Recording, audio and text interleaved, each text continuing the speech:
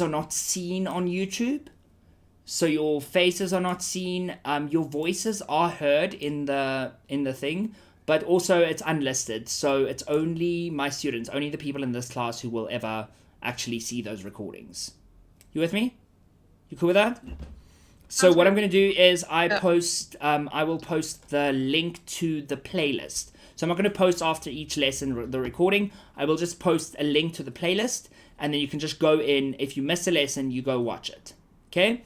Something that would very much benefit you is, instead of watching a recording, just like getting the transcript, skimming through the transcript. Unless it is like a very content heavy lesson, transcript reading is going to be much faster than watching a YouTube video. And I would wager that if you miss a lesson, you're not necessarily going to have the time to go watch the recording, because you're already missing an hour in your day. You can't just go add another hour somewhere. You know what I mean? Makes sense. Yeah. Cool. Is there any questions you have for me? Like, Isabella knows me, but you three are new, so any questions you have for me before we get started? None for me. I think we're all good. I think it's all good. Okay, cool. Where do you guys stay, by the way? We are near Northcliffe in Johannesburg. Oh, I'm not near Northcliffe. But like, I did study once near Northcliffe. But I'm in Edenvale. Oh yeah, our cousins are on that side of town.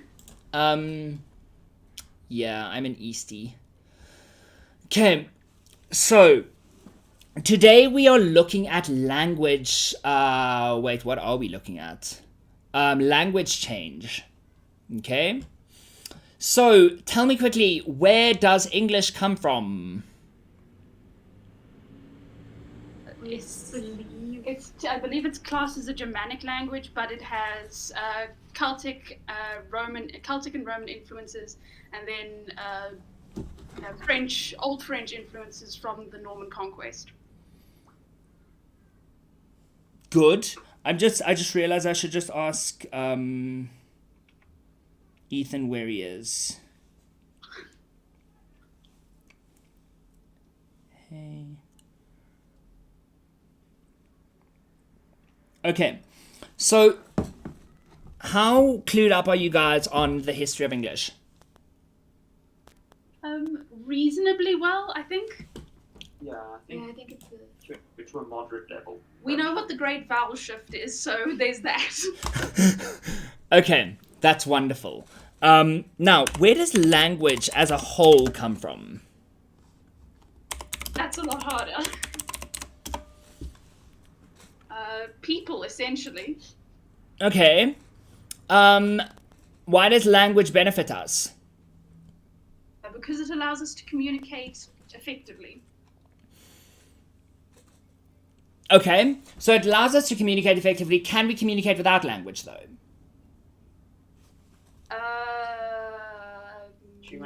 To an extent. Yeah. Okay, and how would we communicate without language? Yeah, no, you can't really, because even sort of a gesture-based form of communication would in fact be a language. So yes. Yeah, I mean, becomes a language. Yeah. So even, I was thinking more basic than like sign language, but like, pointing and grunting.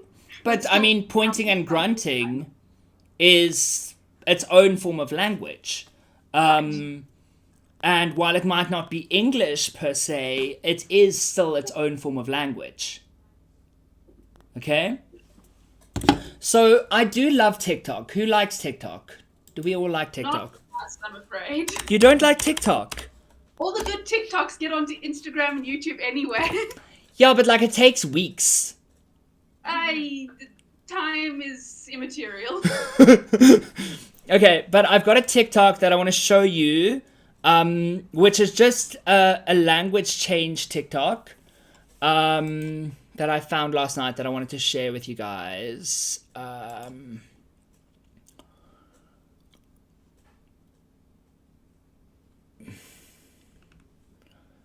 Oh my gosh, select two objects that are the same shape.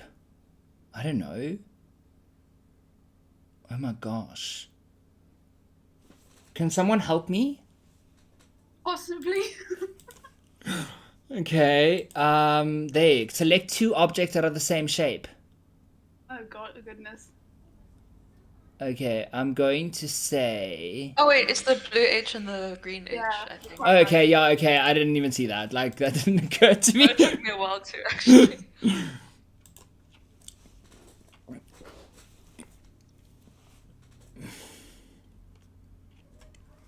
Okay, let me just go to my profile. There we go.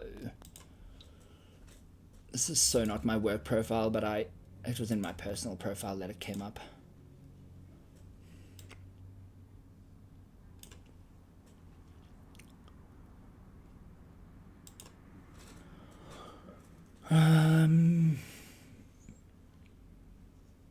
Okay, so we understand that English is a constantly developing language, right? Indeed. Yeah. Okay, so let's take a look at this. This is a fun little... I am genuinely delighted to report to all of you that we apparently have a new dialect. Oh, wait, I just realized that you might not... I have to screen share in Discord for you to be able to hear me. There we go.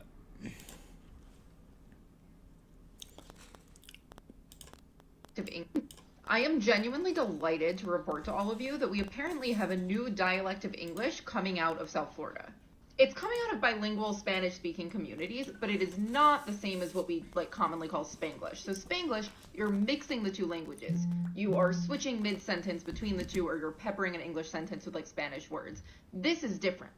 This is not limited to first-generation immigrants, and in fact, it's no longer limited to Spanish speakers at all.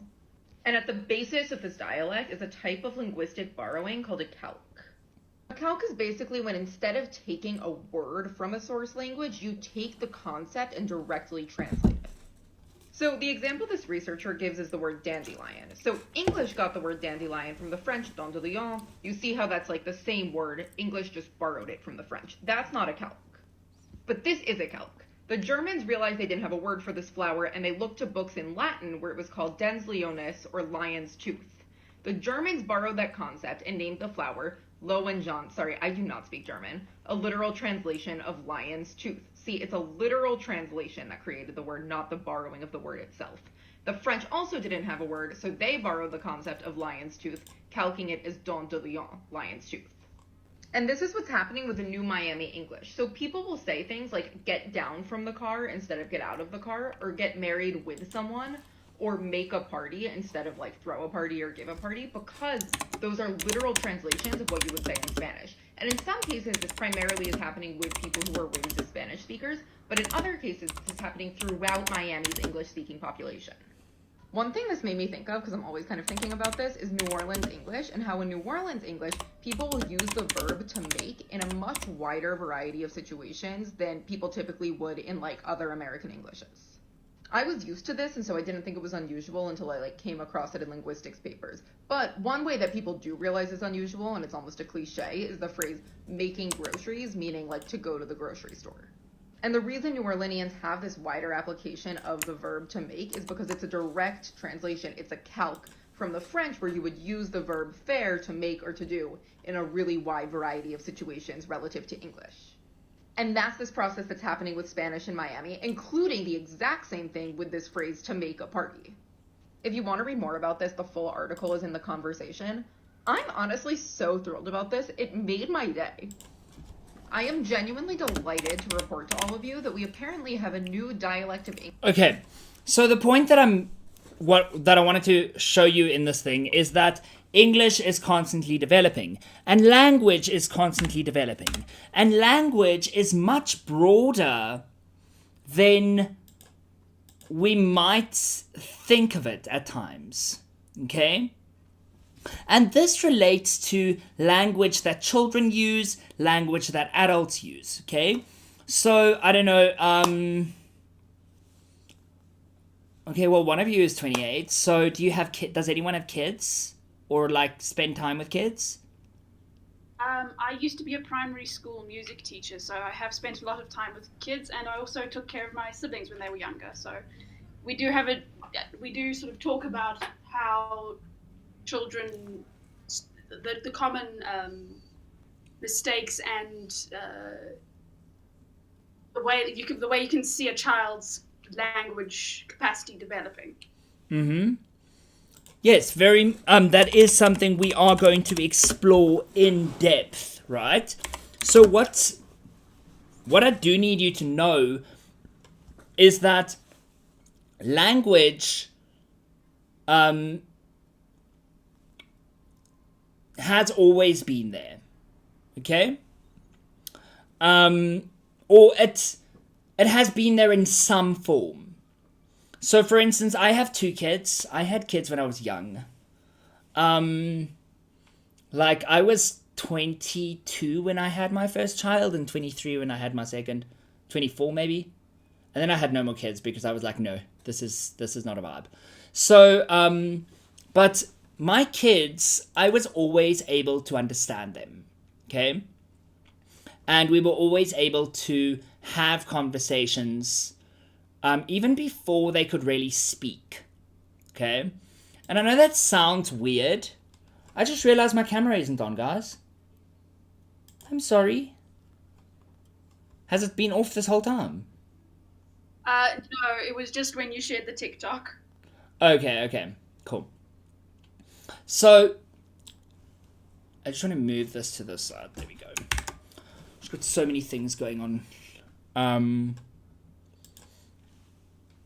these 2 screens. Okay, so my kids were always able to understand what I was talking about or what I was saying.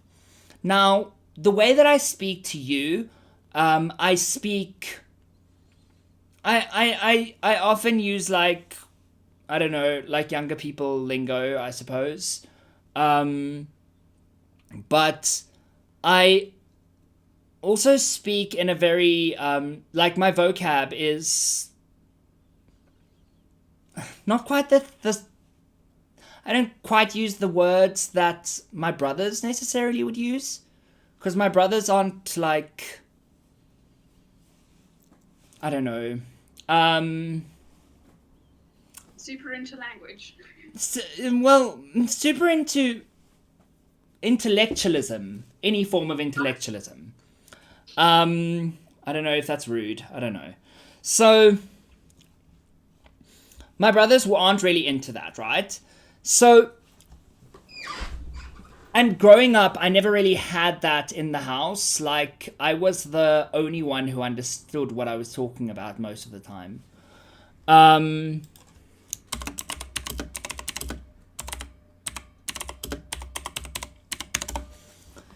And because of this, like, thing with the language, I decided with my kids that I was going to speak in a way, I was not going to treat them like babies. I was not going to speak to them like kids ever. Okay? Now, what do you think the effect of that is?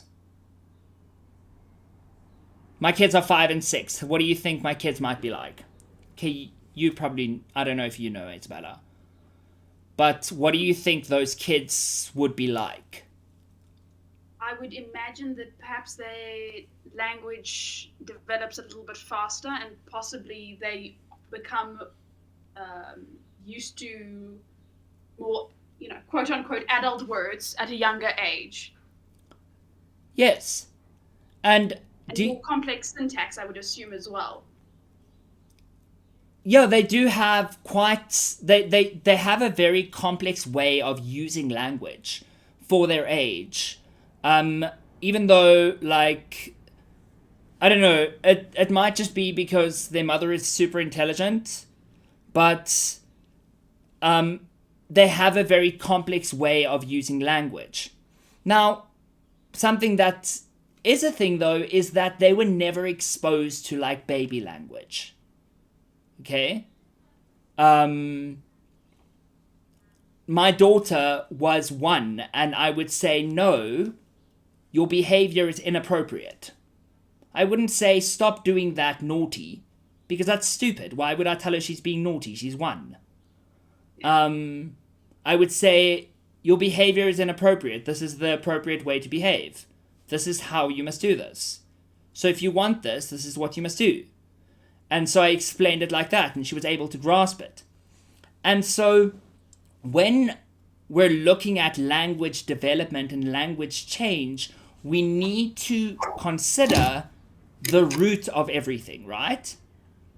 And how things form into new things, okay?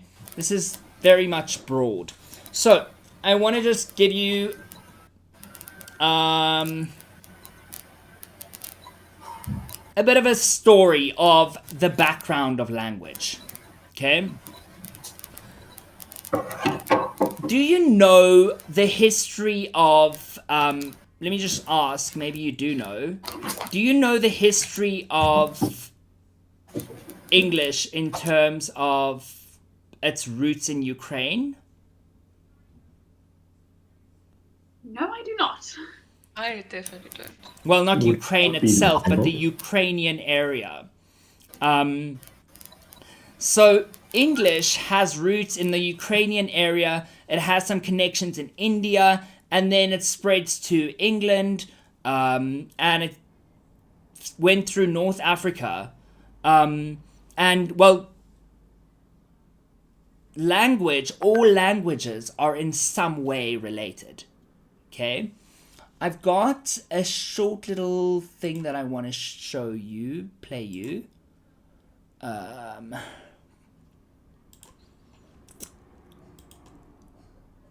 me just look for it. I'm sorry I'm late. I thought the class was at 3 until 4 again. Yes, I thought you thought so. That's why I thought, okay, let me just message you, because like I was literally in a class with you and I said, I'll see you now, Ethan. And then I thought you meant in like an hour's time. okay. Bad. I'm just looking for this video quick. Okay, origins of English.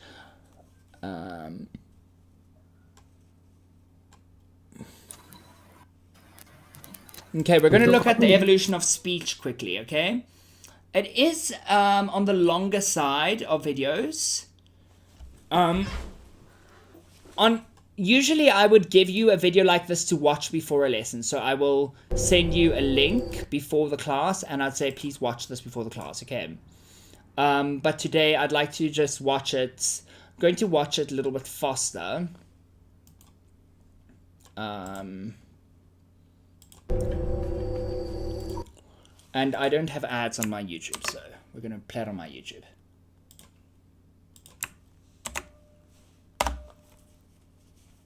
Oh, you know what we could actually do?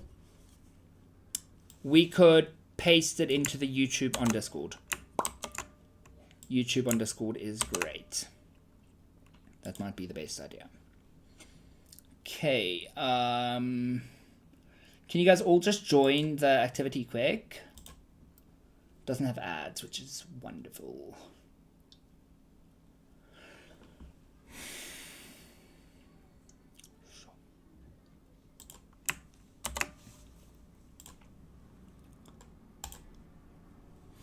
Okay, so language, I just want to say here, language requires, or communicating with a mouth, requires a certain anatomy, right? There is a reason a fish can't talk. But, I mean, fish can communicate in some way. So what makes what a fish does different to what we do, and does it count as language? So let's quickly explore this. Homo sapiens appeared about 200,000 years ago, and finally we made our first appearance on the family tree. Our brain had grown the largest of all surviving humans. It wasn't just acquiring a large brain which allowed us to survive. Another species had an equally large brain, the Neanderthals. They appeared about 300,000 years ago. Their brain size was exactly the same as ours. In body height, they were also about the same, but slightly more robust.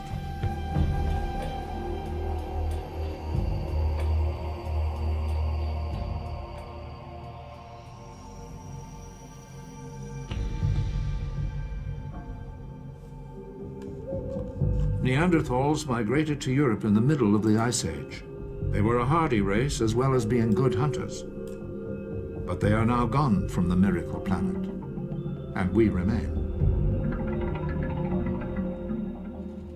From archaeological evidence, it seems that both Neanderthal and Homo sapiens shared very similar abilities. In this part of southwestern France, there are many Neanderthal sites.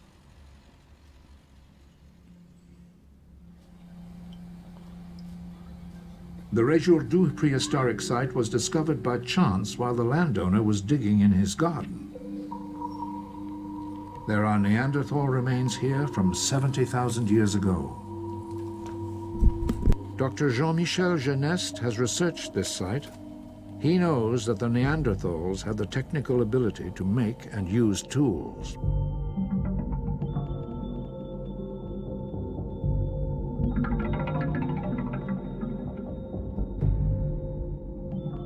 Les données que nous avons sur l'outillage de l'homme d'un Néandertal montrent qu'il y avait à la fois des outils qui étaient très spécialisés et qui ne servaient qu'à racler la peau, et qu'à côté de cela, ils avaient des outils un petit peu à tout faire, selon les moments, et qui servaient à couper les tendons, à faire de la boucherie, aussi à racler les peaux, et pourquoi pas aussi à tailler un bâton pour faire un épieu.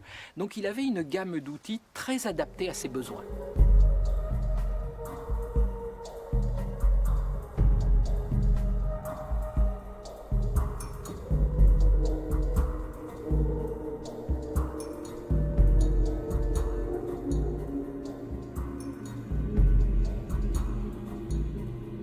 They hunted the large bison that roamed Europe during the Ice Age. Their sites are found all across the continent. Their population may have reached 500,000. Everything seemed set for success. Dr. Geneste even believes that they were capable of thoughts similar to ours.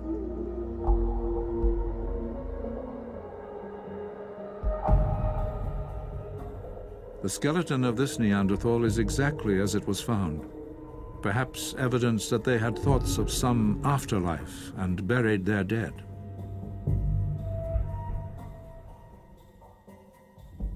Mais ce qui va demeurer, la grande particularité de l'Homo sapiens sapiens, c'est pas tant au niveau des techniques, il va développer des associations très complexes d'objets entre elles, c'est qu'il va développer des systèmes techniques, mais que dans le même temps, il aura aussi développé une culture dans laquelle il y aura une place particulière pour les images, pour la représentation figurative ou schématique. Et cela, on ne le connaît pas chez l'homme de Néandertal. The two different species of humans seemed so similar, but what gave us the edge?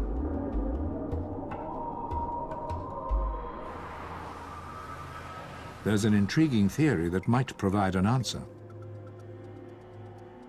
Dr. Jeffrey Laitman of New York's Mount Sinai School of Medicine compared the two skulls and then noticed a minor difference in the shape.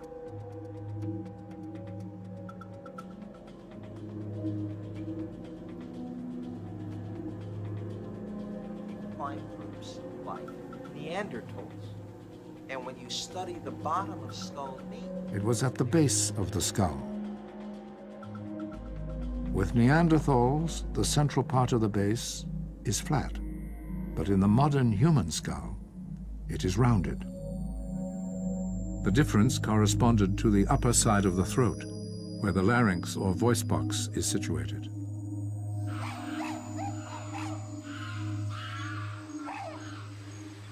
As well as studying human skulls, he also studied living apes.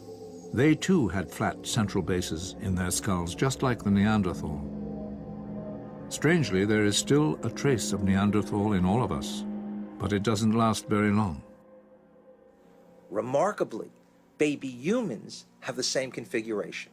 So if you look at a newborn baby, its voice box is also all the way up in the throat, and babies always breathe through the nose and have the ability to breathe and swallow almost at the same time. Something remarkable happens in human development. Our voice box starts a journey down into the neck.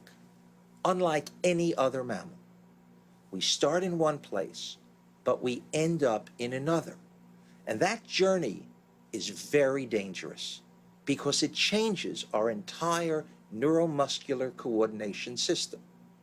The changes begin in the early year of life and continue as we grow. As we get older, because we have a larynx all the way down in the throat, our airway and our foodway, which were separate in babies and which were separate in a monkey or a dog, are now crossed. And this is very dangerous. And this is one of the reasons we always get food stuck in our throat when we're trying to eat.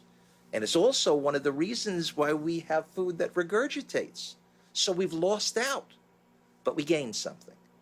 By the larynx going all the way down in the throat, we get a large area of space above it, which can take the sounds that are produced inside the larynx at what we call the vocal cords or vocal folds, and we can modify them to a greater extent than that possible for any other mammal.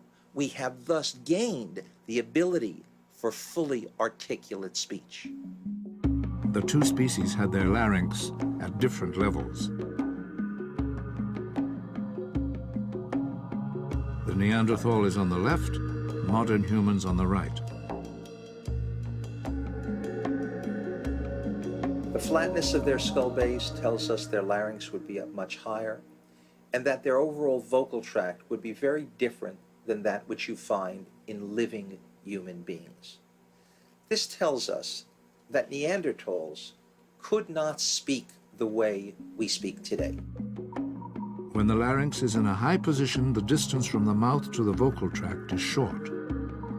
We let our voices resonate in the vocal tract.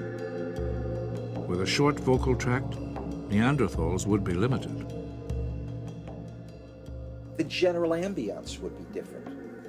According to some linguists, they probably couldn't make certain of what we call the quantal vowel sounds, the ones we call in English oo, ah, e, the sounds in boot, father, or feet. It's highly unlikely that Neanderthals could make them, and with the same speed that we do. The hallmark of our kind is our ability to have fully articulate speech. This is what sets us apart from all other animals, and this is what set us apart from Neanderthals.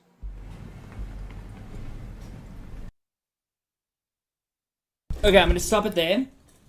Now,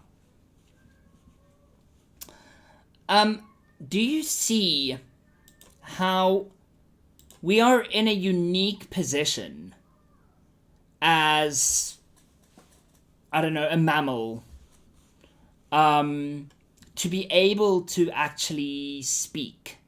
Do you know what I mean? Yeah. Okay. Now, Fascinating. pardon? It's fascinating. Do you think that is part of what makes humans an apex predator? What makes us advanced? I think it would be a combination of being able to communicate verbally, as he's explained, as well as, I guess, coordination, which I guess just is linked back to that language. I'm unsure what else it would be. So let's put it like this. Do you think that if someone grew up, okay, who's watched Idiocracy? Not us, I'm afraid. It is definitely a must watch. It is hilarious. Okay. So if someone grew up in a society where everyone was just a little bit stupid, honestly, okay, do you think that people would thrive intellectually?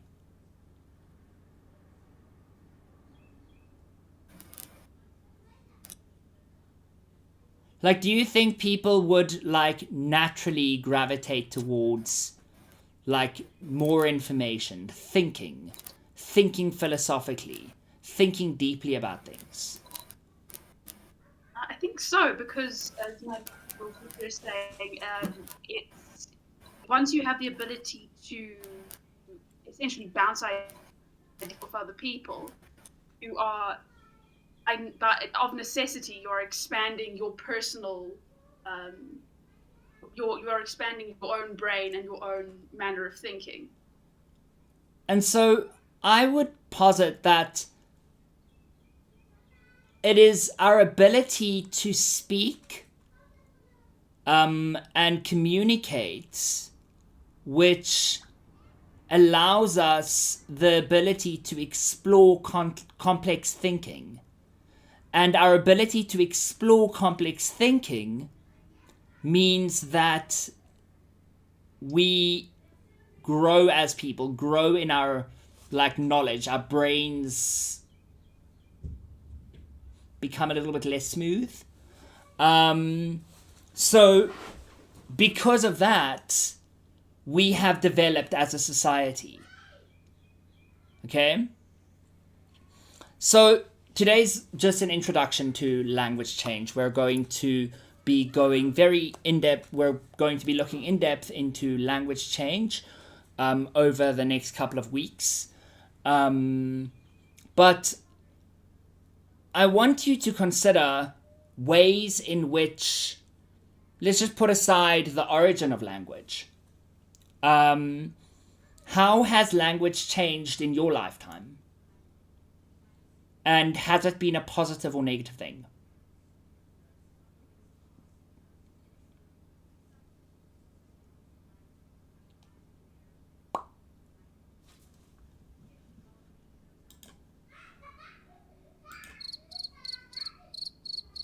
Oh, do you want us to answer that?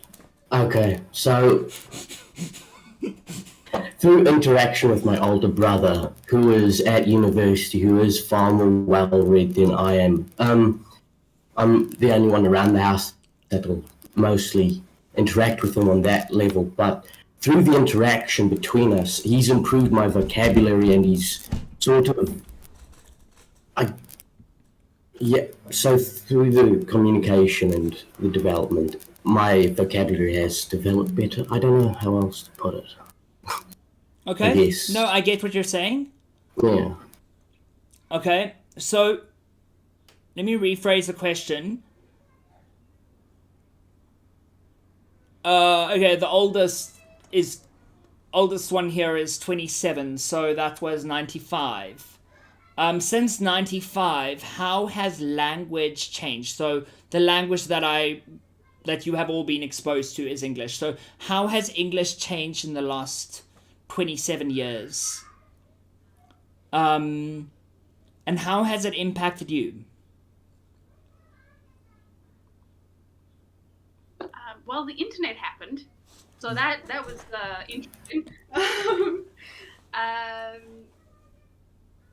Well, born in '94, so it was a little bit. Oh, you were born in '94. Oh, same as me. Same to you. Oh, really? Yeah.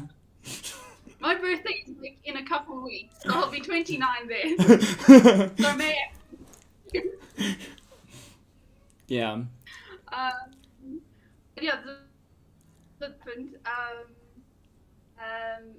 Which beyond allowing interaction between people from English-speaking people from around the world, and allowing us many opportunities for making fun of the Americans. We are actually interacting with people from other who speak other languages on a much on a much more regular basis than we would have previously, even though the vast majority of them do actually speak English because they're on the internet. But to sum up how language change would be difficult, but I think in some ways it's gotten, I would say the language has gotten simpler, but in some ways the ideas have gotten more complex. Like, not to, bring up memes, but memes. We can communicate often more with a meme than we can communicate more effectively with a meme than we would be able to verbally. It's almost like we realized in the last 30 years or so that how limited language can be. And globalization has meant that we have to find a global language. And that global language might not necessarily be English or Mandarin or Arabic, but the global language might be media, memes, things like that. Memes exist, the same meme exists in many languages. And it is a way that we can communicate across cultures. And now, on that note of language, like the internet happening and that affecting our language and that affecting how we communicate, how do you think it affects us as a society to kind of homogenize in our culture, because everyone is part of like an internet culture almost? Do you think that's a positive or a negative thing? Or do you think you can also have the opinion that that there hasn't been homogenization? Because I can also make that argument. So what are your thoughts? My sort of knee-jerk reaction is we are being exposed to other cultures and other languages and other ways of thinking. Like the lady was saying in that TikTok about how word order changes. And we become exposed to, how in other languages, in inflected languages, we don't have word order isn't quite as essential as it is in English. But I think there is a level to which we are being homogenized, and there is in order to be communicated, cultures are sort of being simplified in the way they're represented. I totally agree with that. So, here's an example. So, I speak in one way to my students, in my classes, but and I need to use the appropriate type of English. However, if you read any or listen to any interactions I have with my boyfriend, they're always the interactions are always, they don't even sound like English sometimes. I be hungry. I say I be hungry all the time. So would that not be an example of you brought this up the other day? So text speech. So shorthands, linguistic shorthands are being more implemented in speech. Yeah, and from staying in the one text form to, something I was saying in our other class was on when SMSs first came out, we used to use SMS language. You would have some of you might remember. We'd have used to use SMS language because we honestly had a limited SMS bundle, and we were only allowed 100 SMSs a month. Imagine. So, and if you go over 120 characters and you have to, it uses more than one SMS thingy, and so you had to have as short a message as possible, right? So if you had to have as short a message as possible, you're going to start using SMS language.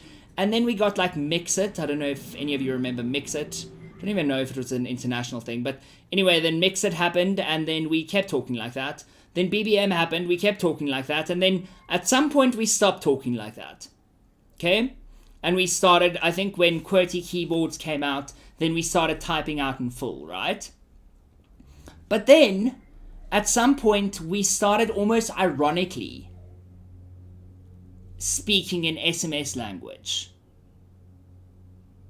Do you guys relate to this? Do you understand? Yeah, You it get has that? been making a comeback. Kind of like,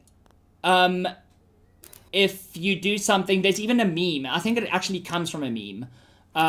The why though, spelled Y-T-H-O. Why though?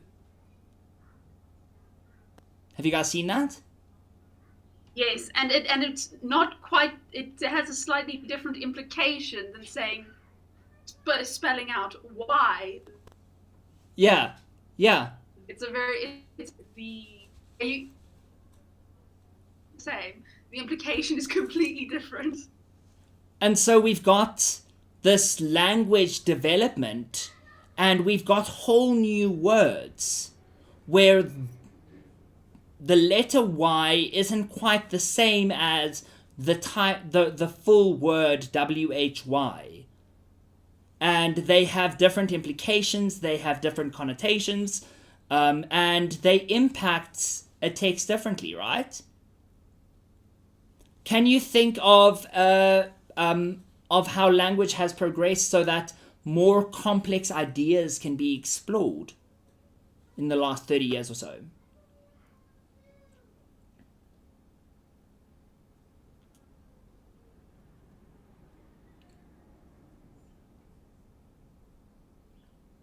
I've got one, okay? So, I found this one very difficult to explain to my dad. My dad's Afrikaans. So I found this one really difficult to explain to my dad. But consent, okay? So I'm very big on the word consent. Like, I would say my parenting style is almost consent-based. So I'm very big on the concept of consent. So because of that, I needed to somehow explain to my dad, like, how I parent my kids so that he can, like, kind of, like, come into line with that. Do you know what I mean? So in Afrikaans, there is no way of explaining consent. Like, there is no word for consent. Simple word. It doesn't have the same connotations. It doesn't have the same meanings. And so when I talk to my dad about consent, I have to use the English word for consent, right? And, I mean, 40 years ago, people didn't understand consent the way they do now. Do you guys get that? Are we in agreement? Does anyone want to tell me to, like, shoot myself in the foot? Well, I mean, I get it because I grew up in a Afrikaans household. My mom's like completely Afrikaans, my dad's like completely English. Mm-hmm. So the amount of times my mom would like try to explain to me something in Afrikaans and understand her, and then my dad's Afrikaans wasn't like great at the time, so I'd always have to like kind of translate whenever my mom had a conversation. Yeah. That's when I was like kind of on like large school. But I agree because there's so much words in Afrikaans that also don't exist in English. Yeah, and also it's vice versa. It's difficult because it's not just the word, it's the whole concept. Yeah, Because and also just phrases in general, because in Afrikaans there are so many words and phrases that have such meaning and such passion. When you transfer it to English, it's just not the same. yeah. And also, like, for instance, so tell me quickly, what makes a language dead while we're at that? What makes a language dead? I believe it's no living speakers of the language. No living speakers of the language. How does it get there?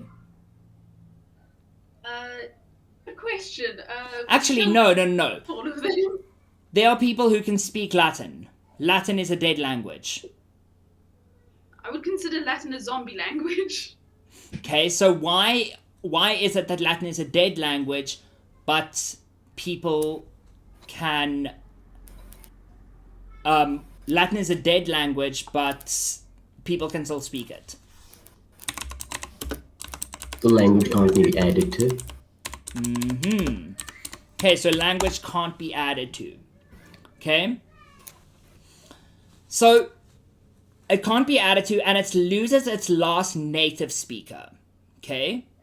So there are no native speakers of the language. Okay? So, we have this idea that we shouldn't... Like, there are some people who are like, no, but we shouldn't add new English words. We shouldn't take from other languages. We should, you know, just enjoy what we've got. These language purists. And for years, like centuries, people have been saying the young people are destroying the language by adding all these new things. Okay? Like, you guys all know the term no cap.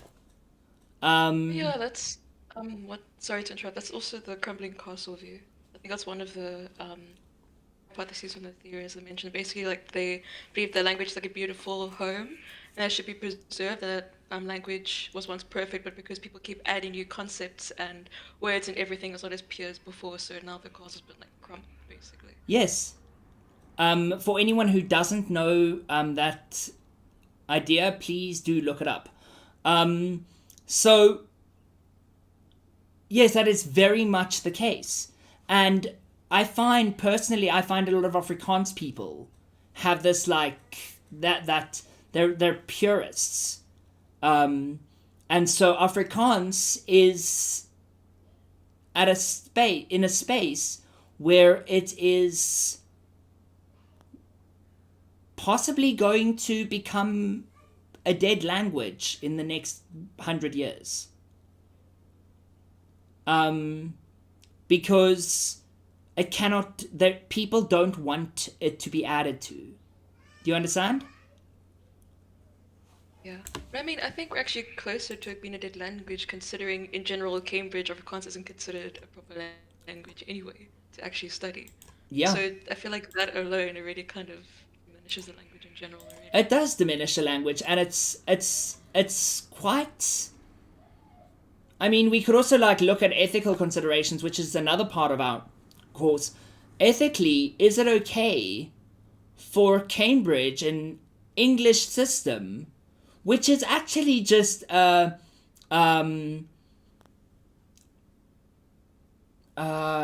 product of colonialism, is it okay for an international curriculum like Cambridge to define what is and isn't an actual language?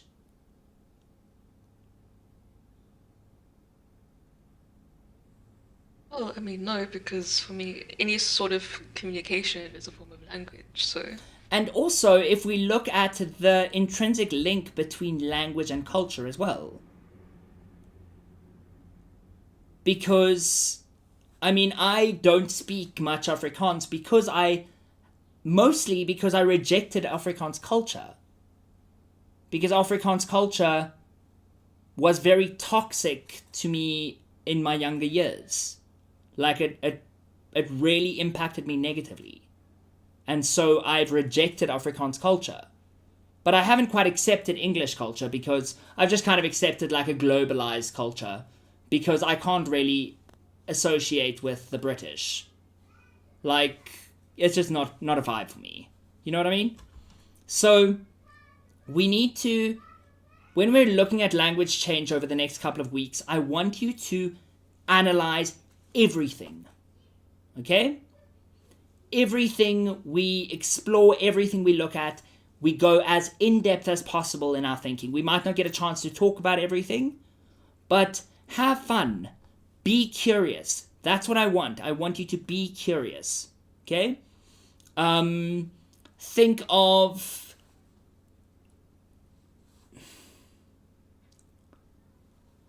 Think of all the ways that the world tells you you need to be taught something, and reject it. And say, I can learn without being taught. Okay? You can learn. We have the ability to learn. We all have the ability to learn. And so, what makes us able to learn, what makes us able to excel at, especially a subject like this, is our curiosity about the subject. So I want you guys to be curious. And Xavier and... Wait, okay, so Catherine, you've been talking today, hey? Has Anne been talking? Mostly me, and then the others have We given their still input, here. but they are still here. Okay, so I want more interaction from you guys next time, okay? Cool. yes, so we're going to explore that. Now, something I'm going to give you some reading and stuff and videos to watch before our next lesson. And then I wanted to just quickly chat to you guys. Our lesson is technically over. I'm sorry for keeping you. I just wanted to chat to you guys about when you want to write, just so that I can plan out how we're going to approach everything, okay? For those who are writing the paper 1 and 2 as well,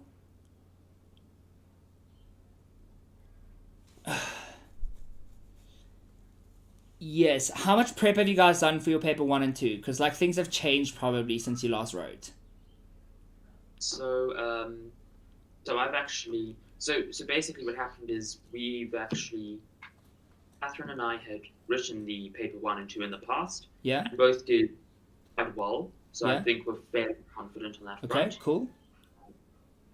And the plan going forward is for all three of us Yeah. to write this year. Okay, this end of this year. Perfect. So basically our main concern is paper 3 and 4, but I think a bit of brushing up on 1 and 2 would of course be useful as well. Okay, so we're going to aim for all of you writing at the end of this year then, okay? But it's going to take a lot of work, and you're going to, because usually I do this over a year and not 6 months. Okay, cool. That's perfect. As long as I have that information, I'm about to give you guys some classwork on the Google Classroom. Do join the Google Classroom. Let me just check who has joined. I've still only got Isabella and Ethan on the Google Classroom. In the chat, you'll see the link to the Google Classroom, okay?